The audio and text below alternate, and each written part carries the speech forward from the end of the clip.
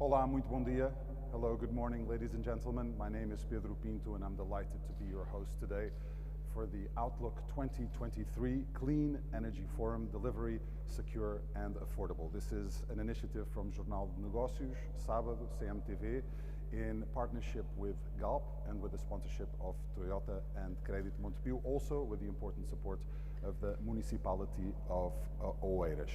What this forum really aims to do is to place clean energy, the transition to renewable energy, at the center of the media agenda. And over the next few hours, we're delighted to be able to hear from national and international experts on this topic who are going to be able to share their insight, their experience in this landscape. It's going to be a pleasure to be able to host speeches and also discussions with a variety of experts throughout the next hours. Without any further ado, in order to kick off this forum, I'm delighted as well to welcome on stage here the Deputy Mayor of the Municipality of Oeiras, Francisco Rocha Gonçalves. Bom dia.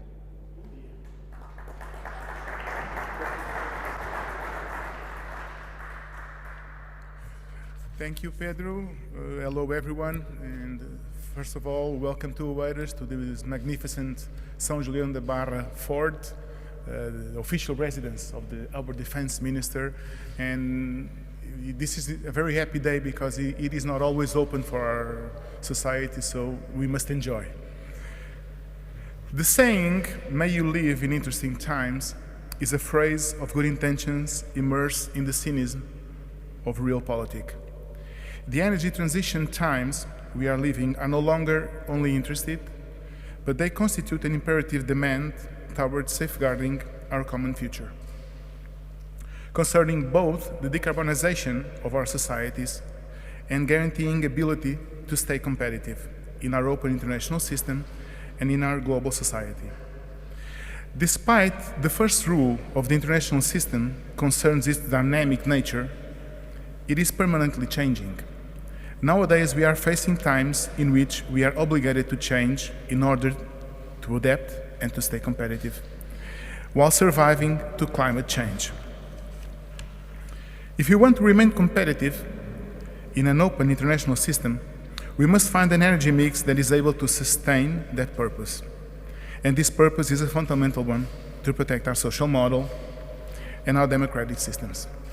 Make no doubt, if we are not able to really adapt from our dependence on fossil energies to an environmentally sustainable energy model, and at the same time remain competitive, our democratic regimes will be open for discussion, as will be our global open society. When countries are not able to compete, they close gates, and protectionism comes. We are witnessing a war in Europe precisely because an old power became revisionist, because it is not able to compete within temporary rules. For all of these reasons, the energy transition challenge is no longer a theme for academic purpose. It is a central concern of our times. This is why the municipality of Oeiras supports initiatives like this one, like the one we are having today. We are the reference in competitiveness in our country. We have built a local economic model based in state-of-the-art knowledge and technology. We have today about 30% of the technological capacity in Portugal. We host about 10% of the Portuguese GDP. Our goal was, and still is, to create the richness that can support our social model. We want to remain competitive in years to come. I want to congratulate Jornal de Negócios, Cofina, and Galp for this electric summit. Oeiras will always be open to all of you and to receive initiatives like this one. Thank you so much. Have a wonderful journey today, and thank you, Pedro. Thank you so much. Bye-bye.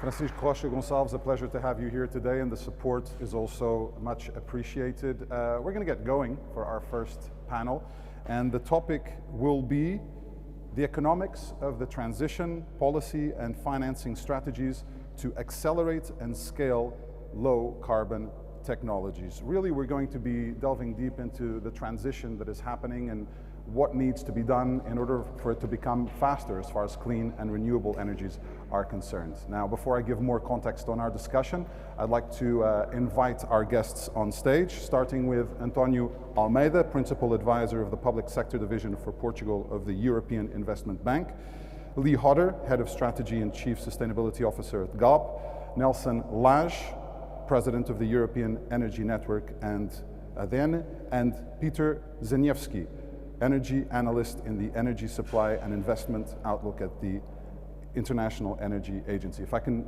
please ask you all to join me here on stage.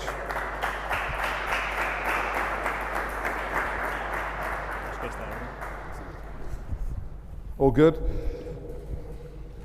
Gentlemen, it's a pleasure to be able to discuss this topic, and whether you're an expert or not, I think it's increasingly difficult to have a week go by where the energy transition is not a matter that is discussed in the international media agenda. We know that we're living in uncertain times now when it comes to the supply of energy, the cost of energy. Depending on where you live, and let's focus on Europe for now, there is more or less hysteria regarding the public reaction to what is happening. We know the effect that the war in Ukraine has had on the continent. And we're going to discuss here really what the state of play is regarding the transition in Europe, also in Portugal, and what can be done to accelerate it, and how much our economy is still depending on fossil fuels, and they have still to rely on fossil fuels to guarantee some kind of security. Peter, I'm going to start with you. Tell us, with a slowing economy and high energy prices, global energy consumption is expected to have a small growth in 2023. How do you see next year panning out? So I think, well, first, thank you very much for the invitation. It's a delight to be here. But I think to answer the question about next year, we need to take a step back and consider what has happened already this year. Mm-hmm. Our executive director, Fatih Birol, says that this is the first truly global energy crisis that the world is facing. And this has wider ramifications because it's a shock of unprecedented depth and complexity. We see huge amounts of increases in gas prices, mm-hmm. and this has knock-on effects on electricity prices and affordability concerns as well. And let us make no mistake that essentially some of the stresses on our supply chains have predated Russia's invasion of Ukraine, but what Russia's invasion of Ukraine has done is aggravated and considerably worsened the global energy crisis. And in that respect, the world is trying to find ways to adjust to this new reality. We, in recent days, released our World Energy Outlook, which now shows a definitive peak in fossil fuel demand this decade. And that is under conditions where governments actually act on some of the policy settings that they've put in place today. So some of these are very ambitious, especially in Europe. There are plans now to rapidly reduce natural gas demand, especially of Russian gas, and that will all more or less make fossil fuels a lower and lower share of the global energy mix. Now, a lot of that really depends on how quickly we scale up renewables. Now, the good news is that in 2022, renewable investment continued to grow globally, and we see very positive signs across a range of countries, from the United States and their Inflation Reduction Act, the European Union, the Fit for 55 and the REPowerEU plan, Japan's GX program, India and China adding new renewable goals. So everything looks positive in that respect. And we see that clean energy spending is increasing and will double by 2030. So that will sustain growth in energy demand, growth in clean energy supply chains, but we can't forget that we really still rely on fossil fuels. 80% of our energy is met by fossil fuels today, and it's really a question of whether we need to invest in new supply or whether we can scale up the clean energy required. Next year is obviously very uncertain, and I wouldn't want to speculate on exactly what will happen then, but the long-term picture is one of a peak in fossil fuels. Well, that sets the stage very nicely, and I challenge anybody on the panel to interact directly with each other. I've got prepared questions, but feel free to interact with each other because you're the experts. Lee, a question for you regarding the challenges for the transition, taking into account the high prices and the focus on security. Do you think that these elements will slow the transition to renewables? How do you look at that?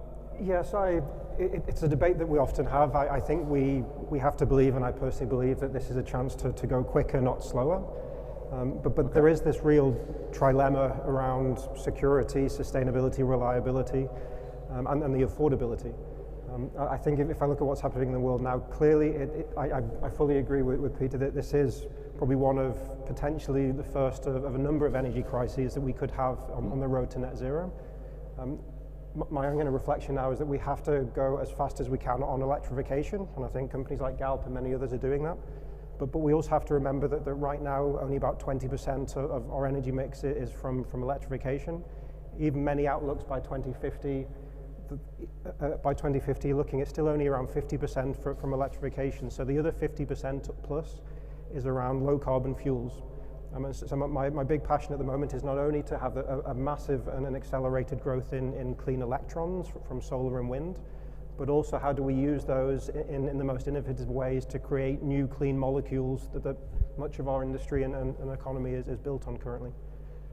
So I think that the only way to do that is to really consciously think about the accelerated renewables, but actively redirect the investments that we're making today for the other emerging value chains like hydrogen.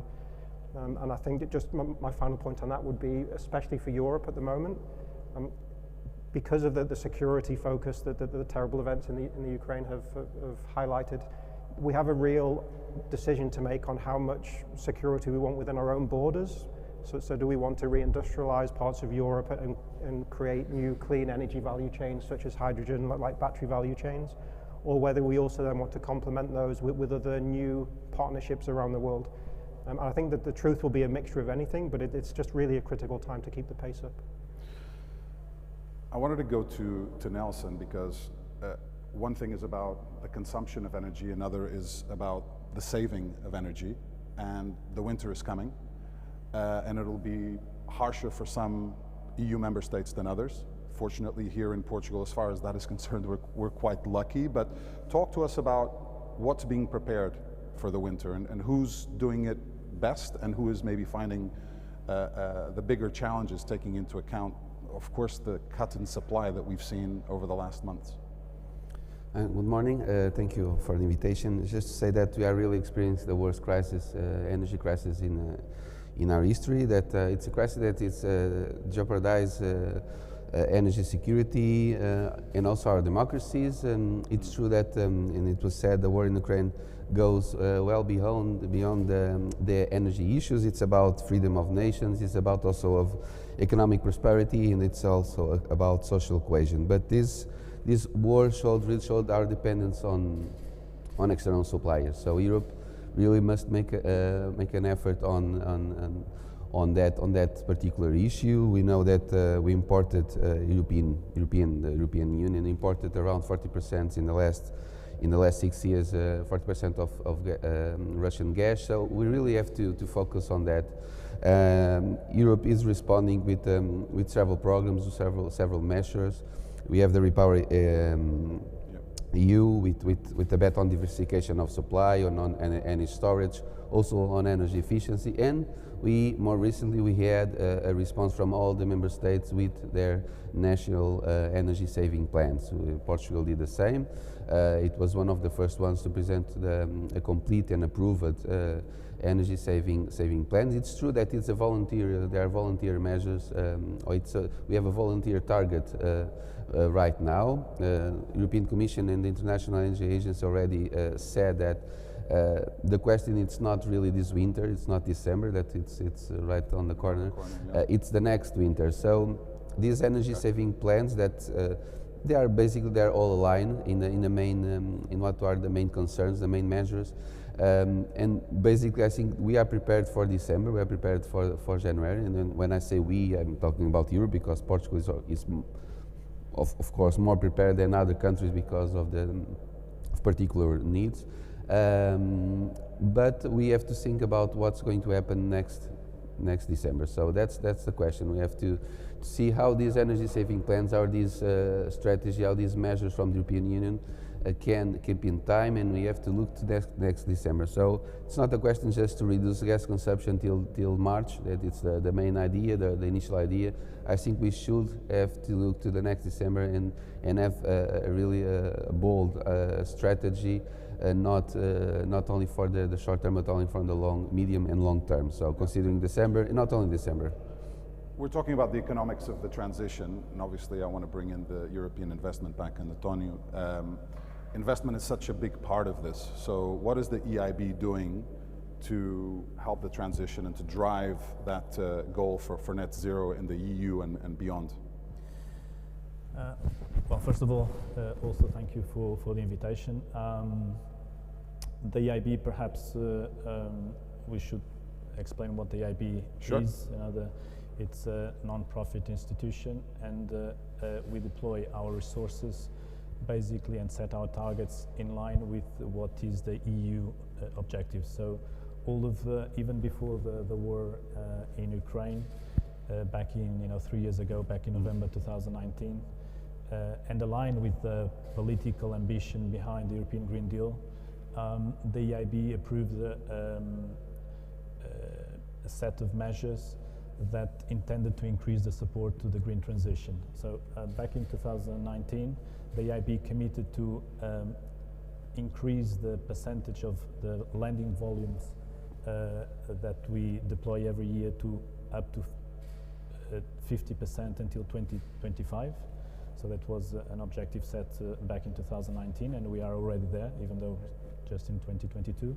And also we committed to, from 2020 on, to align all our activities to the goals of the Paris Agreement. So in the green transition and the support to climate action and sustainable development is at the core of everything we do.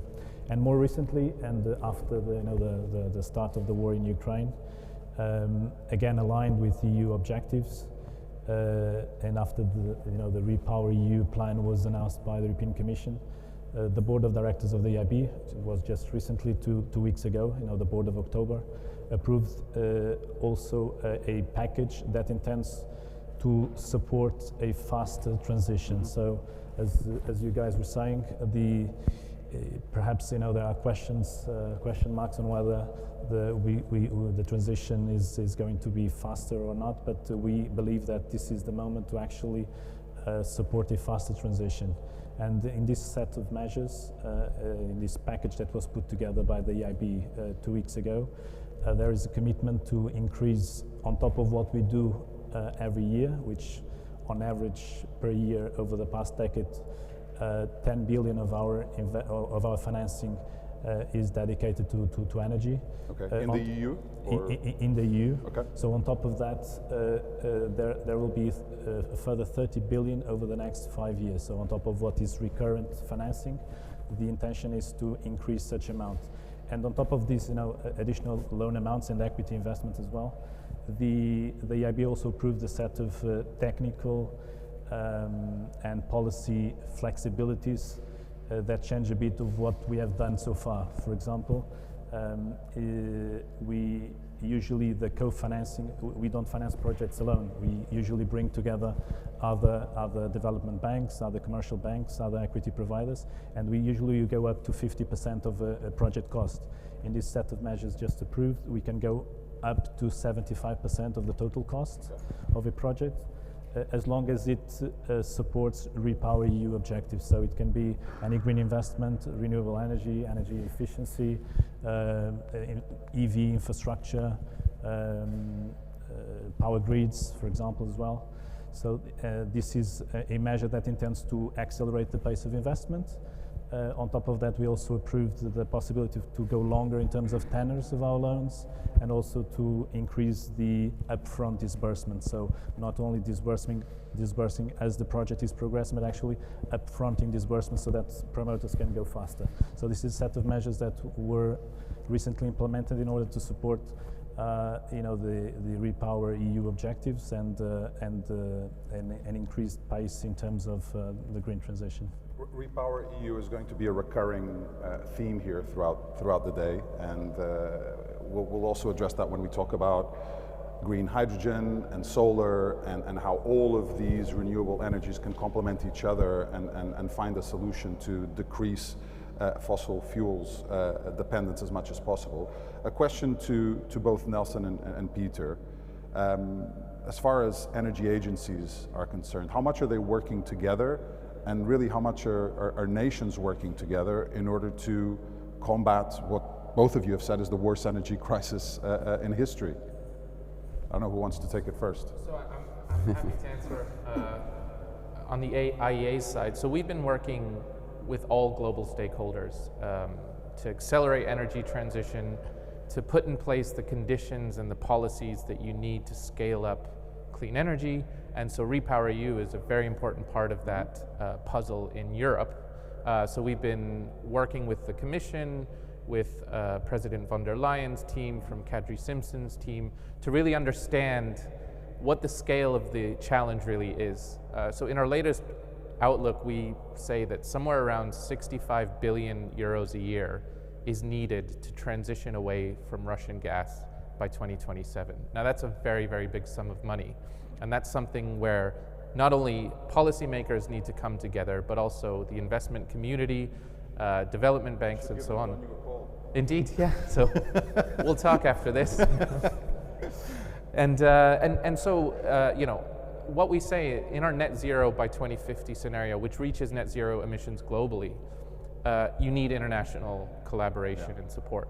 And our executive director says that one of the major fault lines in this equation is the gap between what the advanced economies have said that they would do to help developing economies transition to get away from unabated coal, to modernize their electricity grids, to scale up their renewables, and to ensure energy access as well, because this year alone there's several 100 million people who are at risk of losing energy access in sub-Saharan Africa, which is something that we highlight as well.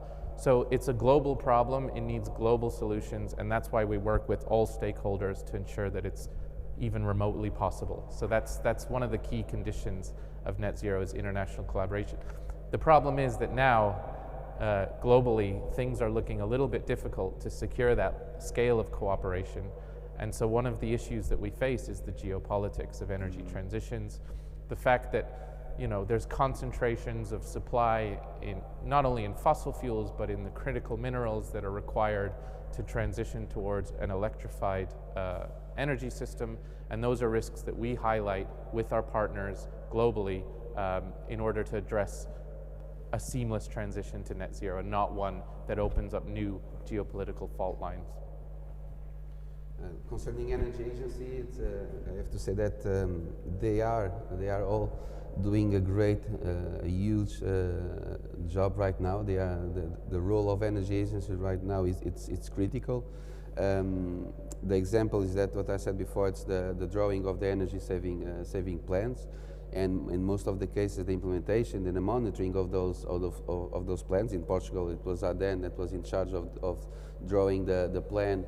And now implement and monitoring the plan. But if we look to the 24 agencies that are members of the European Energy Network, that ADEN, the Portuguese Energy Agency, has the presidency this year, we really see a great potential of cooperation. That is already said. I think right now we have to boost this cooperation among energy agencies, because they are the ones that have the responsibility to implement political decisions. They have the responsibility to implement public policy that is critical in this moment. If we want to really boost energy transition, if we want, and we need to do it, to boost renewable energy productions, I think energy agencies are critical for that job.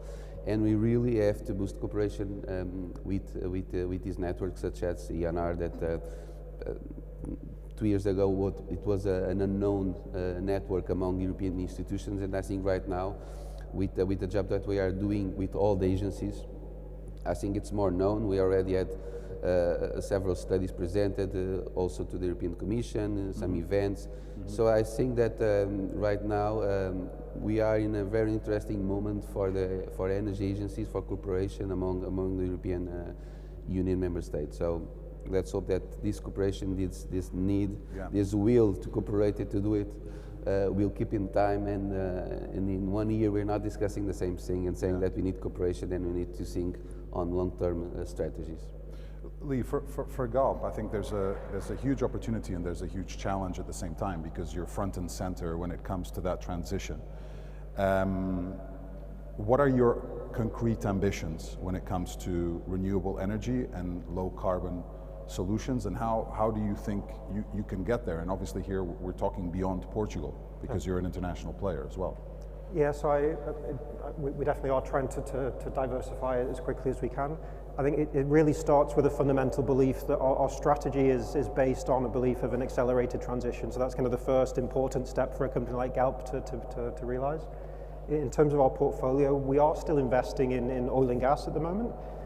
That's partly to recognize that where we are today as a society, we do still need this, and so the basis of our economy is hydrocarbon focused at the moment, so we do still continue to invest. But if you look at our investments between 21 and 25, we're already directing around 50% of our investments to the lower carbon fuels, which industry-wise it's quite a substantial amount. But in terms of what are we doing concrete in that space, so the first is a dramatic increase in renewable energy. So we're already the third largest solar producer in Iberia. We have about 1.3 gigawatts of production now. We're aiming to get to 4 gigawatts by 25 and 12 gigawatts by 2030, so almost 1,000% growth this decade. We're also already the largest EV mobility, so charging point provider in Portugal. And just this year we've become the fastest growing distributed generation solar provider. So we're talking about selling 8,000 to 9,000 or installing 8,000 to 9,000 locations with their own solar panels in Iberia to be able to self-generate. So that's really kind of in the clean electron space. We're also actively looking at how do we start to replace some of the more traditional hydrocarbon, gas and liquid molecules with cleaner molecules. And so green hydrogen, as we'll talk about later, is really starting to become one of the cornerstones of that future energy. And so our refinery in Sines, clearly one of the key industrial hubs in Sines, we're heavily investing in there over the next decade to convert a traditional oil and gas refinery into a clean energy park. And what we mean by that is replacing grey hydrogen, so replacing typical hydrogen that we use in a refinery with clean green hydrogen, because we are already the largest user of hydrogen ourselves, so we can actually walk the talk and start to decarbonize our own assets. And we're looking at, as you said, to branch out. So we've just made a deal this year. We secured over 5 gigawatts worth of development funnel for renewables in Brazil. So again, for Galp, that's a major step forward in order to expand our renewable footprint. Thanks for sharing that insight, and also concrete goals and objectives. Antonio, you talked about big numbers when we heard from you earlier, 10 billion per year over the last 3 years, adding another 30 billion, I believe you said. For the next 5, thank you, not tomorrow. I wanted to ask you how you decide on these projects, and what do you see as gaining more traction now, if it's solar, if it's wind, if it's hydro? In Portugal or I think you can maybe do both. Maybe a little bit about Portugal and then what you see outside. In Portugal, because some of the projects you've just mentioned were financed by the EIB last year, so part of the solar portfolio that Galp is developing in Iberia was financed by the EIB, so it's one very good example of what we have financed recently. Also, the EV charging network was also part of another financing we did with Galp. So, I mean, since the early 2000s, we have financed a number of projects in renewable energy in Portugal, starting with hydro, wind. The first wave of wind farms in Portugal. The EIB also participated with a big chunk, especially during the crisis. We actually increased our volumes to close the financing gap that commercial banks were not able to in that period to finance. What we see recently is more solar. So solar is actually is a sector that is increasing a lot in general, but specifically in Iberia, not only with Galp but with other players. And we're talking about green hydrogen. I think the next panel will be talking about the subject. And what we see is an increasing amount of projects being announced. What we don't see yet is final investment decisions being taken. So I think in the next panel, perhaps the factors that are limiting that deployment will be perhaps covered. But I mean, the idea, what we can say is that we are keen to support green hydrogen. We see that as a very important sector in the transition phase. And recently, already this year, we financed Iberdrola in Spain, a smaller project, roughly about 50 million euro. But it was a green hydrogen plant dedicated to a fertilizer plant, so an industrial link. It included a 100 megawatt solar project with a dedicated transmission line. So a smaller project, but it demonstrates that we are keen to finance such sector. We see such sector as a key one in the transition, but we want to see more.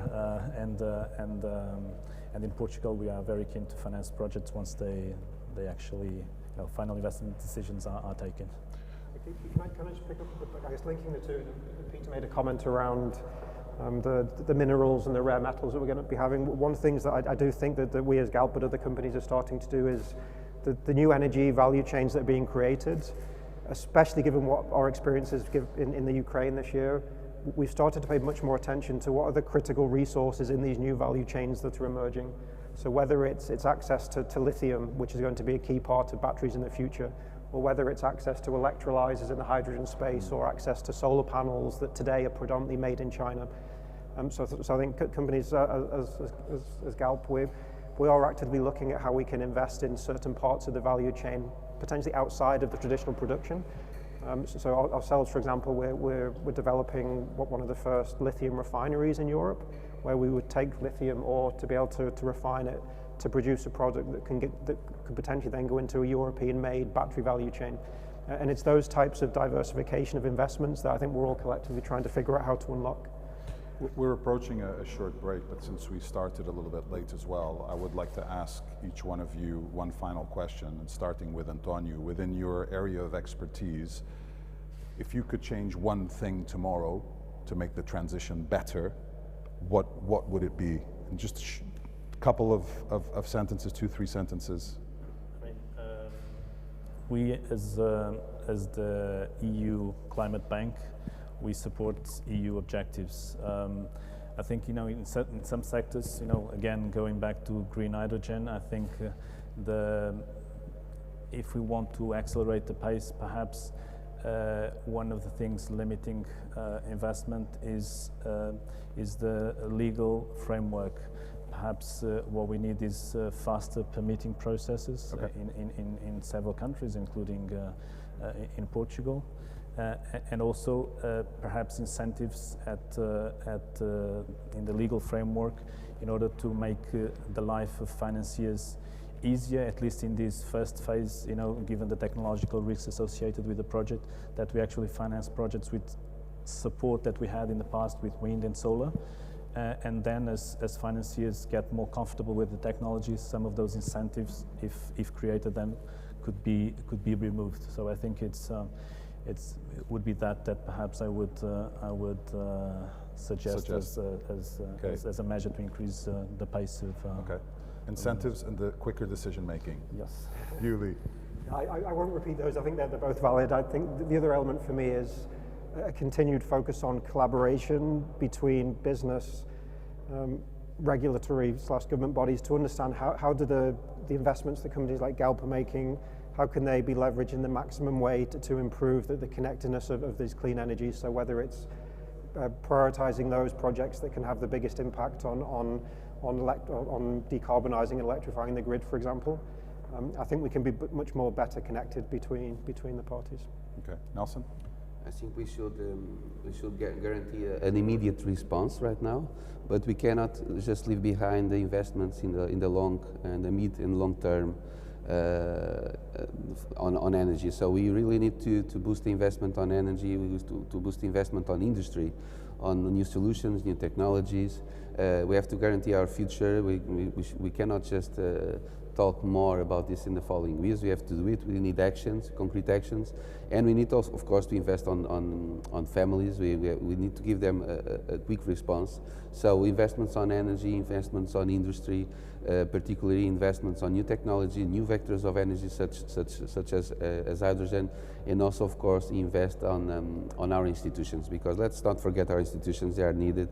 Without them, we don't have any transitions, and we need energy transition. We need to boost renewable energy productions, and of course that we need all the private sector. It's critical, the private sector, but private sector and public sector really needs to work together. And for the public sector, we need more investment. And it's not a question of money. It's a question on invest on public policies, on the institutions. Okay, so in general, investment.